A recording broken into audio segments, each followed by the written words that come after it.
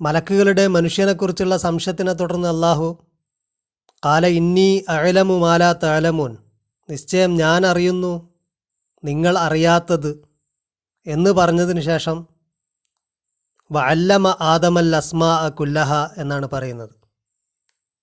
ആദമിനെ അഥവാ മനുഷ്യപിതാവിനെ ഞാൻ ഭൂമിയിലൊരു ഖലീഫയെ നിയോഗിക്കുന്നു എന്നാണ് ആദ്യം പറഞ്ഞത്. ഇപ്പോൾ പറയുന്നത് ആദമിന് നാം ഇസ്മുകൾ പഠിപ്പിച്ചു. അതിൻ്റെ ഇടയ്ക്കുള്ള കാര്യങ്ങളൊന്നും പറയുന്നില്ല. ഈ ഉൽപ്പത്തി, ആദമിൻ്റെ സൃഷ്ടിപ്പ്, മനുഷ്യൻ്റെ സൃഷ്ടിപ്പിൻ്റെ ചരിത്രം, അതിൻ്റെ കഥ പരിശുദ്ധ ഖുർആനിൽ പലയിടങ്ങളിലായിട്ട് വരുന്നുണ്ട്.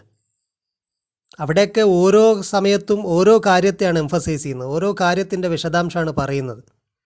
ആ സന്ദർഭത്തിനനുസരിച്ചാണ് പറഞ്ഞു വരുന്ന സൂറയിൽ എന്താണ് പറഞ്ഞു വരുന്നത്, അതിനനുസരിച്ചാണ് ഈ കഥയിൽ നിന്നുള്ള ചില പാഠങ്ങൾ അള്ളാഹു എംഫസൈസ് ചെയ്യുന്നത്. ഈ ഉൽപ്പത്തി വിവരണം നേരത്തെയുള്ള തൗറാത്തിലൊക്കെ ഉള്ളതാണ്. അതുകൊണ്ട് തന്നെ ജനങ്ങൾക്ക്, ജൂതന്മാർക്കും ക്രിസ്ത്യാനികൾക്കും നല്ല പരിചയമുള്ള സംഗതിയാണ് ആദമിൻ്റെ സൃഷ്ടിപ്പ്. അപ്പോൾ എപ്പോഴും ഒരു ഗ്രന്ഥം, അള്ളാഹുവിൻ്റെ ഒരു കിതാബിൻ്റെ ഒരു സ്വഭാവം ജനങ്ങൾ കീപ്പ് ചെയ്ത പ്രവാചകന്മാരുടെ മെമ്മറിയും ജനങ്ങൾ കീപ്പ് ചെയ്ത, ജനങ്ങൾ കൊണ്ടു നടക്കുന്ന കഥയും അത് തന്നെ എടുത്ത് ഉദ്ധരിക്കുക എന്നുള്ളതാണ്. ഇപ്പം ജനങ്ങൾക്ക് പരിചയമില്ലാത്ത, ജനങ്ങൾ മറന്നുപോയ ഒരു പ്രവാചകൻ്റെ കഥയും പുതിയതായിട്ട് എടുത്ത് പറയുന്നില്ല, അല്ലെങ്കിൽ ജനങ്ങൾ കൊണ്ടു നടക്കാത്ത ഒരു സ്റ്റോറിയും എടുത്ത് പറയുന്നില്ല. പക്ഷെ അതൊക്കെ എടുത്ത് പറയുമ്പോൾ നേരത്തെ ജനങ്ങൾ വിശ്വസിച്ചിരുന്ന അതേപോലെ പറയുകയല്ല. അതിൽ ജനങ്ങൾ എവിടെയൊക്കെയാണ് ഡീവിയേറ്റ് ആയത്, ജനങ്ങൾ അതിൽ നിന്നെന്താണ് റോങ് ഗൈഡൻസ് അഡോപ്റ്റ് ചെയ്തത്, അതിനെ തിരുത്തിയിട്ട് യഥാർത്ഥത്തിൽ അതിങ്ങനെയാണ് എന്ന നല്ല തിരുത്താണ് അള്ളാഹുവിൻ്റെ ഗ്രന്ഥങ്ങൾ കൊണ്ടുവരിക. അപ്പം നേരത്തെ നിലനിൽക്കുന്നതാണ് ഈ ഉൽപ്പത്തി വിവരണം, തൗറാത്തിലുള്ളതാണ്. അതുകൊണ്ട് തന്നെ നമുക്ക് ഓൾഡ് ടെസ്റ്റമെൻറ്റിലും ജൂതന്മാരുടെ ഹീബ്രു ബൈബിളിലൊക്കെ നമുക്ക് കാണാവുന്നതാണ്. അവിടെ ഉൽപ്പത്തിയിൽ ആദമിൻ്റെ സൃഷ്ടിപ്പിനെക്കുറിച്ച് പറയുമ്പോൾ ആദമിനെ ദൈവം അവൻ്റെ രൂപത്തിൽ സൃഷ്ടിച്ചു എന്നാണ് പറയുന്നത്. ഉൽപ്പത്തി 1 പുസ്തകം 26 അനന്തരം ദൈവം നാം നമ്മുടെ സ്വരൂപത്തിൽ നമ്മുടെ സദൃശ്യപ്രകാരം മനുഷ്യനെ ഉണ്ടാക്കുക, അവർ സമുദ്രത്തിലുള്ള മത്സ്യത്തിന്മേലും ആകാശത്തിലുള്ള പർവ്വജാതിമേലും മൃഗങ്ങളിന്മേലും സർവ്വഭൂമിയിന്മേലും ഭൂമിയിലെഴയുന്ന എല്ലാ ഇഴജാതിയിന്മേലും വാഴട്ടെ എന്ന് കൽപ്പിച്ചു. അപ്പം മനുഷ്യനെ എൻ്റെ രൂപത്തിൽ, ദൈവത്തിൻ്റെ രൂപത്തിൽ ഉണ്ടാക്കുകയും മനുഷ്യന് ആകാശഭൂമികളിലുള്ള എല്ലാം മനുഷ്യന് കീഴ്പ്പെടട്ടെ എന്ന് കൽപ്പിക്കുകയും ചെയ്തു. നമ്മൾ നേരത്തെ പറഞ്ഞു അള്ളാഹു സൃഷ്ടിച്ചതെല്ലാം മനുഷ്യന് വേണ്ടിയാണ് എന്ന്. അപ്പോൾ ഇവിടെ മനുഷ്യൻ്റെ സൃഷ്ടിപ്പിനെക്കുറിച്ച് പറയുന്ന ദൈവത്തിൻ്റെ ഇമേജിൽ സൃഷ്ടിച്ചു എന്നുള്ളതാണ്. ഇങ്ങനെ ദൈവം തൻ്റെ സ്വരൂപത്തിൽ മനുഷ്യനെ സൃഷ്ടിച്ചു, ദൈവത്തിൻ്റെ സ്വരൂപത്തിൽ അവനെ സൃഷ്ടിച്ചു, ആണും പെണ്ണുമായി അവരെ സൃഷ്ടിച്ചു. ഉൽപ്പത്തി 1:26 പറയാണ്. അപ്പോൾ ഈ സംഭവം അള്ളാഹു ഖുർആനിൽ പറയുന്നത് ആദമിന് ഇസ്മു പഠിപ്പിച്ചു എന്നാണ്. ആദമിനെ സൃഷ്ടിച്ചത് മുട്ടിയാൽ ശബ്ദമുണ്ടാകുന്ന കളിമണ്ണിൽ നിന്നാണ്, ഉണങ്ങിയ കളിമണ്ണിൽ നിന്നാണ്. ഖുർആനിൽ അത് പറയുന്നുണ്ട്, ഉണങ്ങിയ കളിമണ്ണിൽ നിന്നാണ് ആദമിനെ സൃഷ്ടിച്ചത്.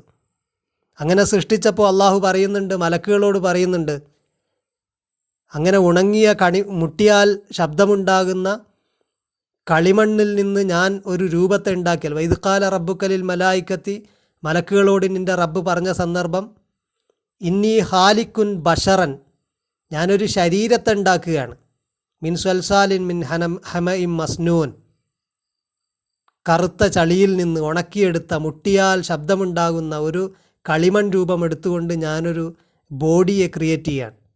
അവിടെ ബഷർ എന്നാണ് പറഞ്ഞത്, നഫ്സിൻ്റെ കാര്യം പറഞ്ഞില്ല, ആത്മാവിൻ്റെ കാര്യം പറഞ്ഞിട്ടില്ല, ഒരു ശരീരത്തെ ഉണ്ടാക്കുകയാണ്. എന്നിട്ട് അള്ളാഹു പറഞ്ഞു ഫൈദാ സവ്വൈതുഹു, ഞാൻ അതിനെ രൂപപ്പെടുത്തി കഴിഞ്ഞാൽ, വനഫഖ്തു ഫീഹി മിർ റൂഹി, എൻ്റെ റൂഹിനെ അതിലേക്ക് ഊതിക്കഴിഞ്ഞാൽ, ഫഖഉ ലഹു സാജിദീൻ, നിങ്ങൾ അതിന് സുജൂദ് ചെയ്യണം. അപ്പോൾ സൃഷ്ടിക്കുന്നതിന് മുമ്പേ കൊടുത്ത നിർദ്ദേശമാണ് സുജൂദ് ചെയ്യുക എന്നുള്ളത്. അപ്പം ഇങ്ങനെയാണ് ഖുർആനിൽ പറയുന്നത്. ഇത് സൂറ ഹിജ്റിൽ പറയുന്നതാണ്. ഉൽപ്പത്തി പുസ്തകത്തിൽ മനുഷ്യനെ ദൈവം ദൈവത്തിൻ്റെ രൂപത്തിൽ സൃഷ്ടിച്ചു എന്ന് പറയുന്നു. അപ്പോൾ ഖുർആനിൻ്റെ വിവരണവും ഇത്തരത്തിൽ നേരത്തെയുള്ള ജനത കൊണ്ടു നടന്ന കഥയുമായിട്ട് താരതമ്യം ചെയ്തു കഴിഞ്ഞാൽ ഖുർആൻ കൊണ്ടുവരുന്ന ട്വിസ്റ്റ്, അല്ലെങ്കിൽ ഖുർആൻ അതിൽ ഇൻട്രൊഡ്യൂസ് ചെയ്യുന്ന മാറ്റം നമുക്ക് കാണാൻ കഴിയും. അവർക്ക് സംഭവിച്ച അബദ്ധത്തെ ഖുർആൻ തിരുത്തുന്നത് കാണാൻ കഴിയും. അങ്ങനെ അള്ളാഹു പറയുന്നു, അല്ലമ ആദമൽ അസ്മാ കുല്ലഹ, ആദമിന് പേരുകൾ എല്ലാം പഠിപ്പിച്ചു. ഇതിനെക്കുറിച്ചും ബൈബിൾ പറയുന്നുണ്ട്, ആദമിന് പേരുകൾ പഠിപ്പിച്ചു. മനുഷ്യനെ സൃഷ്ടിച്ചതിന് ശേഷം യഹോവയായ ദൈവം ഭൂമിയിലെ സകല മൃഗങ്ങളെയും ആകാശത്തിലെ എല്ലാ പറവകളെയും നിലത്തുനിന്ന് നിർമ്മിച്ചിട്ട് മനുഷ്യൻ അവയ്ക്ക് എന്ത് പേരിടുമെന്ന് കാണുവാൻ അവൻ്റെ മുമ്പിൽ വരുത്തി. സകല ജീവജന്തുക്കൾക്കും മനുഷ്യൻ ഇട്ടത് അവയ്ക്ക് പേരായി. മനുഷ്യൻ എല്ലാ കന്നുകാലികൾക്കും ആകാശത്തിലെ പറവകൾക്കും എല്ലാ കാട്ടുമൃഗങ്ങൾക്കും പേരിട്ടു എന്ന് ബൈബിൾ പറയുന്നു. അപ്പം മനുഷ്യന് എല്ലാം അള്ളാഹു സൃഷ്ടിച്ച, യഹോവ സൃഷ്ടിച്ച, ദൈവം സൃഷ്ടിച്ച എല്ലാത്തിനും മനുഷ്യൻ ദൈവം ആദമിൻ്റെ മുന്നിൽ കൊണ്ടുവരികയും ആദം അതിന് പേരിടുകയും ചെയ്തു എന്നാണ് പറയുന്നത്. പക്ഷേ ഖുർആൻ സിമ്പിളായിട്ട് പറയുന്നത് ആദമിന് ഇസ്മുകൾ പഠിപ്പിച്ചു എന്നാണ്. അപ്പോൾ എന്താണ് ഇസ്മ എന്ന് പറഞ്ഞു കഴിഞ്ഞാൽ നമുക്ക് ഇമ്മീഡിയറ്റ്ലി നമ്മളെ മനസ്സിലേക്ക് വരിക അള്ളാഹുവിൻ്റെ ഇസ്മുകളാണ്. അപ്പോൾ ഒരു വ്യാഖ്യാനം അത് തന്നെയാണ്, അള്ളാഹുവിൻ്റെ ഇസ്മുകൾ പഠിപ്പിച്ചു. അള്ളാഹുവിൻ്റെ ഇസ്മ പഠിക്കുക എന്ന് പറഞ്ഞാൽ, അള്ളാഹുവിൻ്റെ ഒരു ഇസ്മ മനസ്സിലാകുക, അതൊരാൾക്ക് ഗ്രഹിക്കാൻ കഴിയുക എന്ന് പറഞ്ഞാൽ അതൊരു വലിയ സംഗതിയാണ്. അള്ളാഹുവിൻ്റെ ഒരൊറ്റ ഇസ്മിനെ ഉൾക്കൊള്ളാൻ കഴിയുക എന്ന് പറഞ്ഞാൽ, അങ്ങനെ അള്ളാഹുവിൻ്റെ മുഴുവൻ ഇസ്മിനെയും പ്രതിഫലിപ്പിക്കുന്ന, ഇസ്മിനെയും വഹിക്കുന്ന ഒരു സൃഷ്ടിയായിട്ടാണ് ആദമിനെ അള്ളാഹു മാറ്റിയത്. ആ പ്രത്യേകത മറ്റൊരു ജീവിക്കുമില്ല, മലക്കുകൾക്ക് ഉൾപ്പെടെയില്ല എന്നതാണ് ഈ വ്യാഖ്യാതാക്കൾ പറയുന്നത്. എല്ലാ ഇസ്മും ആദമിന് പഠിപ്പിച്ചു. അപ്പം മലക്കുകൾക്ക് ചിലതൊന്നും അള്ളാഹുവിൻ്റെ ചില ഇസ്മുകൾ പ്രകടിപ്പിക്കാൻ അറിയില്ല. അവർ റിഫ്ലക്റ്റ് ചെയ്യുന്നില്ല എല്ലാ ഇസ്മിനെയും. ഒരു ചുവന്ന പുഷ്പം സൂര്യപ്രകാശം അതിലേക്ക് പ്രവേശിക്കുമ്പോൾ, അതിലേക്ക് തട്ടുമ്പോൾ ചുവന്ന പ്രകാശത്തെ, ചുവന്ന നിറത്തെ മാത്രം പ്രതിഫലിപ്പിക്കുന്നു, മറ്റു നിറങ്ങളൊക്കെ ആഗിരണം ചെയ്യുന്നു. അപ്പം അത് പ്രതിഫലിപ്പിക്കുന്നത് ചുവന്നതാണ്. എന്ന പോലെ അള്ളാഹുവിൻ്റെ ഇസ്മിനെയാണ് ഓരോ സൃഷ്ടിയും പ്രതിഫലിപ്പിക്കുന്നത്. അപ്പം പ്രതിഫലിപ്പിക്കുന്നതേത്, പ്രതിഫലിപ്പിക്കാത്തതേത് എന്ന് സൃഷ്ടികൾക്കറിയില്ല. അപ്പോൾ ആദമിനെ സംബന്ധിച്ചിടത്തോളം അള്ളാഹു എല്ലാ ഇസ്മുകളും, എല്ലാ നാമങ്ങളും, അള്ളാഹുവിൻ്റെ എല്ലാ സിഫത്തുകളും അള്ളാഹുവിൻ്റെ എല്ലാ സിഫത്തുകളുടെയും ഒരു റിഫ്ലക്ടറായിട്ട്, അതിൻ്റെയൊക്കെ ഒരു നൂറ് വഹിക്കുന്ന ആളായിട്ടാണ് ആദമിനെ മാറ്റിയത്. ആദമിലൂടെ അള്ളാഹുവിൻ്റെ എല്ലാ ഇസ്മുകളും പ്രകടിപ്പിക്കപ്പെടും. അങ്ങനെ ആ ഇസ്മുകൾ മലക്കുകൾക്ക് പ്രദർശിപ്പിച്ചു. സുമ്മ അറലഹു മലൽ മലായിക്ക, മലക്കുകളുടെ മുമ്പിൽ പ്രദർശിപ്പിച്ചപ്പോൾ അള്ളാഹു പറഞ്ഞു, ഫക്കാല അംബി ഊനി ബി അസ്മായി ഹാവുലായി, ഈ ഇസ്മുകളെ നിങ്ങൾ വിവരിച്ചതാ, ഈ ഇസ്മുകളെ വിവരിച്ചതാ എന്ന് പറഞ്ഞപ്പോൾ, നിങ്ങൾ സത്യവാന്മാരാണെങ്കിൽ നിങ്ങൾ വിവരിച്ചതാ. നിങ്ങൾ പറഞ്ഞല്ലോ മനുഷ്യൻ രക്തം ചിന്തുന്ന, കുഴപ്പമുണ്ടാക്കുന്ന ആളാണ്, അപ്പോൾ അതിൻ്റെ ആവശ്യമുണ്ടോ എന്നതാണ് നിങ്ങളുടെ ഡൗട്ടെങ്കിൽ നിങ്ങൾ ഈ ഇസ്മുകളൊക്കെ വിവരിച്ചതാ. അവർ പറഞ്ഞു, ഖാലു സുബ്ഹാനക്, നീ എത്ര പരിശുദ്ധനാണ്, നീ എത്ര പരിശുദ്ധൻ. ലാ ഇൽമലന ഇല്ലാമ അല്ലംതന, നീ ഞങ്ങളെ പഠിപ്പിച്ചതല്ലാത്ത ഒരു ഇൽമും ഞങ്ങൾക്കില്ല. ഇന്നക അന്തൽ അലീമുൽ ഹക്കീം, നീ എല്ലാം അറിയുന്ന അലീമാണ്, ഹക്കീമാണ്. ഹക്കീം എന്ന് പറഞ്ഞാൽ അതിലും ഹിൽമും ഒക്കെ കൂടി ചേർന്നതിനാണ് ഹിക്മത്ത് എന്ന് പറയാം. അതായത് വേണ്ട വിധത്തിൽ പ്രയോഗിക്കാൻ അറിയുക, അതാണ് ഹിക്മത്ത്. അതിനാണ് അദിൽ, ഒരു സംഗതി പ്രോപ്പറായ രീതിയിൽ ചെയ്യുന്നതിനാണ് അദിൽ എന്ന് പറയാം. അതുപോലെ ഹിൽമ് എന്ന് പറയുക വിവേകത്തെയാണ്. ഇതൊക്കെ കൂടിച്ചേർന്നതിനാണ് ഹിക്മത്ത് എന്ന് പറയാം.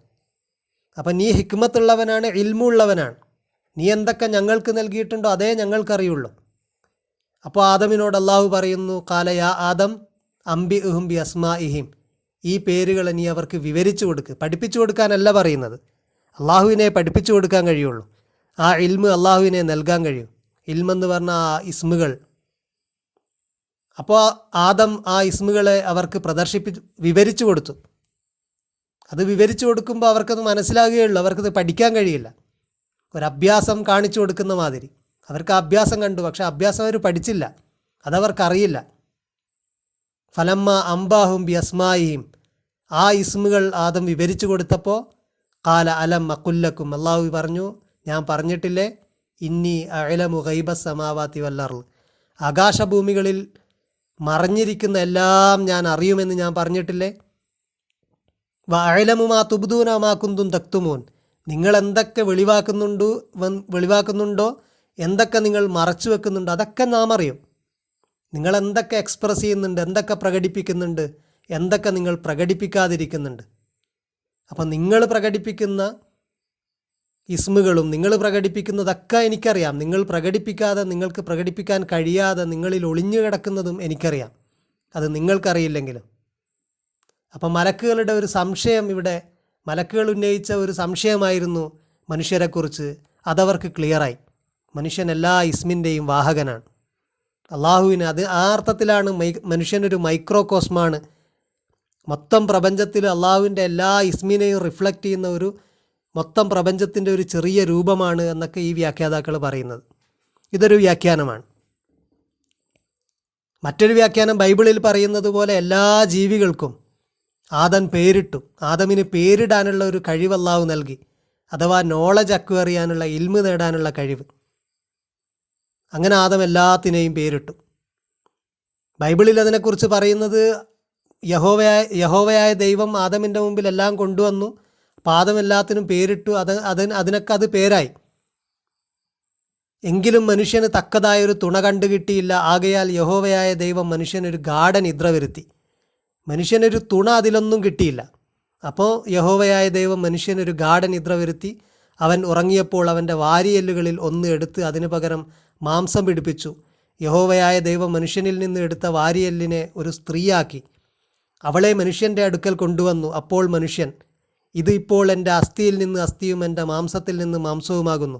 ഇവളെ നരനിൽ നിന്നും എടുത്തിരിക്കയാൽ ഇവൾക്ക് നാരി എന്നു പേരാകുമെന്ന് പറഞ്ഞു. അങ്ങനെ സ്ത്രീക്ക് മനുഷ്യൻ പേരിട്ടു. ആദമിൻ്റെ വാരിയെല്ലിൽ നിന്ന് എടുത്തുകൊണ്ട് ഒരു സ്ത്രീയെ ഉണ്ടാക്കിയപ്പോൾ അതിനെ ഇണയായിട്ട് ആദമിന് തൃപ്തിയായി. അപ്പോൾ അതിന് നാരി എന്ന് പേരിടുകയും ചെയ്തു. അപ്പോൾ ഇങ്ങനെ പേരിടുക എന്നുള്ളതാണ് ലിറ്ററൽ സെൻസിൽ തന്നെ ഓരോന്നിനും പേരിട്ടതാണ് എന്നാണ് ഒരു വ്യാഖ്യാനം. മറ്റൊരു വ്യാഖ്യാനം, ഇത് മലക്കുകളുടെ സംശയ ദൂരീകരണമായതുകൊണ്ട് മലക്കുകളുടെ സംശയം പൂർണ്ണമായിട്ട് അകലുന്ന രീതിയിൽ എന്തോ ഒന്ന് പഠിപ്പിച്ചതാണ്. അവിടെ അൽ അസ്മാ എന്നുള്ളത് മനുഷ്യരിൽ വരാൻ പോകുന്ന വലിയ വലിയ ആളുകളെ, പ്രവാചകന്മാരെയും മറ്റ് മനുഷ്യരിലെ അഗ്രഗണ്യരായ ആളുകളെയും ഒക്കെയാണ്, അവരുടെ പേരുകളാണ്. അതൊക്കെ മലക്കുകൾക്കറിയാം. പക്ഷേ അതൊക്കെ മനുഷ്യരാണ് എന്നൊന്നും അറിയില്ല. ഈ പേരുകളെക്കുറിച്ചൊക്കെ ചിലതൊക്കെ മലക്കുകൾക്കറിയാം. അതുകൊണ്ടാണ് ഇവിടെ ഹാവുലായി എന്ന റേഷണലായിട്ടുള്ള സംഗതികൾക്ക് ഉപയോഗിക്കുന്ന ഒരു പ്രോനൗൺ ഉപയോഗിച്ചത് എന്ന് ഈ വാദക്കാർ പറയുന്നു. അപ്പോൾ മലക്കുകൾക്ക് ആദമിന് എല്ലാ പേരുകളും പഠിപ്പിച്ചു. ആദമിൻ്റെ പുത്രന്മാരിൽ വരാൻ പോകുന്ന പ്രവാചകന്മാരുടെ ഒക്കെ പേരുകൾ. എന്നിട്ട് മലക്കുകൾക്ക് പറഞ്ഞു കൊടുത്തപ്പോൾ മലക്കുകൾക്ക് ബോധ്യപ്പെട്ടു, മനുഷ്യൻ ഞങ്ങൾ കരുതിയത് മാതിരിയല്ല, അതിനേക്കാളൊക്കെ അപ്പുറത്ത് മനുഷ്യരുണ്ട് എന്ന്. ഇങ്ങനെ വ്യാഖ്യാനം പറയുന്ന ആളുകളുണ്ട്. അപ്പം എന്തായാലും ഇസ്മ എന്നുള്ളതും അസ്മാ എന്നുള്ളതും അള്ളാഹുവിൻ്റെ പേരുമായിട്ട് കൂടുതൽ ഖുർആൻ അത്തരം പേരുകളെ, അള്ളാഹുവിൻ്റെ സിഫത്തുകളെ കുറിക്കാൻ ഉപയോഗിച്ചതുകൊണ്ട് മനുഷ്യൻ എന്നുള്ളത് അള്ളാഹുവിൻ്റെ എല്ലാ ഇസ്മിനെയും പ്രകടിപ്പിക്കുന്ന ഒരു സൃഷ്ടിയാണ് എന്ന വ്യാഖ്യാന പ്രകാരം മലക്കുകൾക്ക് മനുഷ്യന് ഉള്ള മനുഷ്യൻ പ്രകടിപ്പിക്കുന്ന അള്ളാഹുവിൻ്റെ ഇസ്മുകളെ മലക്കുകൾക്ക് മനസ്സിലാകുന്നുണ്ടായിരുന്നില്ല. അങ്ങനെ മലക്കുകൾക്ക് ബോധ്യപ്പെട്ടു, മനുഷ്യൻ എന്ന് പറയുന്നത് ഒരു സൃഷ്ടി അള്ളാഹുവിൻ്റെ വേറെ പല ഇസ്മുകളും പ്രകടിപ്പിക്കുന്നുണ്ട്, ഞങ്ങൾക്കൊന്നും പ്രകടിപ്പിക്കാൻ കഴിയാത്തത്. അതുകൊണ്ട് റെലവൻ്റ് ആയിട്ടുള്ള ആവശ്യമുള്ളൊരു സൃഷ്ടിയാണ്, അല്ലെങ്കിൽ മനുഷ്യാസ്തിത്വത്തിൻ്റെ ആവശ്യകത അവർക്ക് ബോധ്യപ്പെട്ടു. അവരുടെ സംശയം മാറി. അങ്ങനെ ആ സംഭവം കഴിഞ്ഞു. ആദമിന് ഇസ്മു കൊടുത്തു എന്നതാണ് ആ ഭാഗത്ത് പ്രധാനമായിട്ട് പറയുന്നത്. ആദമിന് അള്ളാഹു ഇസ്മു കൊടുത്തു. ആദമിന് അള്ളാഹു ആ അർത്ഥത്തിൽ ഒരു സവിശേഷ സൃഷ്ടിയാക്കി. അത് കഴിഞ്ഞതിന് ശേഷമാണ് വൈദ് കുൽന എന്ന് തുടങ്ങുന്നത്. ഇത് എന്ന് പറഞ്ഞ് തുടങ്ങുമ്പോൾ അതൊരു ബ്രേക്കാണ്. നേരത്തെ പറഞ്ഞ സംഗതി കഴിഞ്ഞു. ഇനി വൈദ് കുൽനാലിൽ മലായിക്കത്ത് ഇസ്ജുദു, മലക്കുകളോട് നാം പറഞ്ഞു. ആ സന്ദർഭവും ഓർക്ക്, അത് വേറെ സന്ദർഭം.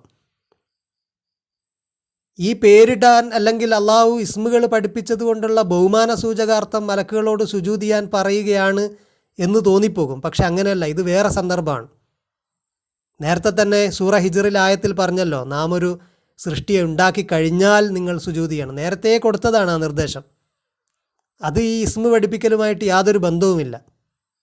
അവിടെ പറയുന്നത് വൈദാ സവ്വൈത്തുഹു വനഫഖ്തു ഫീഹി മിർ റൂഹി, ഞാൻ അതിനെ രൂപപ്പെടുത്തുകയും എൻ്റെ ആത്മാവിനെ ഊതുകയും ചെയ്താൽ നിങ്ങൾ സുജൂദ് ചെയ്യണം. ഫഖഉ ലഹു സാജിദീൻ എന്നാണ്. അതുകൊണ്ട് അത് നേരത്തെ നൽകപ്പെട്ട നിർദ്ദേശമാണ്. അപ്പോൾ അള്ളാഹു ഇസ്മ പഠിപ്പിച്ചു ആദമിനെ, അത് കഴിഞ്ഞു. അത് കഴിഞ്ഞിട്ട് അടുത്ത സന്ദർഭം മലക്കുകളോട് സുജൂദ് ചെയ്യാൻ പറഞ്ഞ സന്ദർഭമാണ്. ആ സന്ദർഭവും ശ്രദ്ധേയമാണ് എന്നാണ് അള്ളാഹു പറയുന്നത്. ആ സന്ദർഭത്തിൽ എന്താണ് ഉണ്ടായത്? ഫസജദു, അവരെല്ലാം സുജൂദ് ചെയ്തു. ഇല്ല ഇബിലീസ്, ഇബിലീസ് സുജൂദ് ചെയ്തില്ല. ഇല്ല എന്നുള്ളത് നേരത്തെ പറഞ്ഞതിൻ്റെ എക്സെപ്ഷനും ആകാം, അതല്ലാതെ ഒരു ബ്രേക്ക് ഇട്ടിട്ട് അങ്ങനെ സംഭവിച്ചില്ല എന്നുമാകാം. ഇല്ല ഇബിലീസ്, ഇബിലീസ് ചെയ്തില്ല.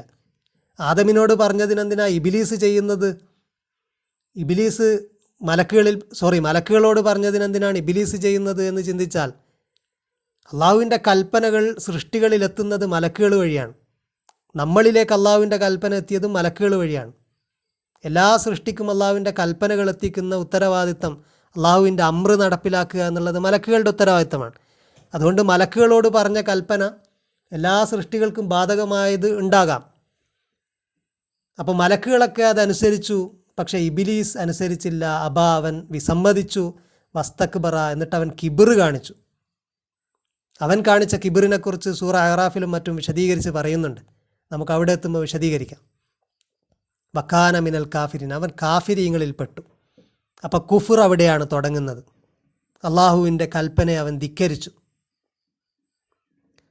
ഇനി വരുന്ന തുടർന്നുള്ള ഭാഗം നമുക്ക് ഇൻഷാ അല്ലാഹ് അടുത്ത ക്ലാസ്സിൽ സംസാരിക്കാം. വാഖിർ ദഅവാനാ അൽഹംദുലില്ലാഹി റബ്ബിൽ ആലമീൻ.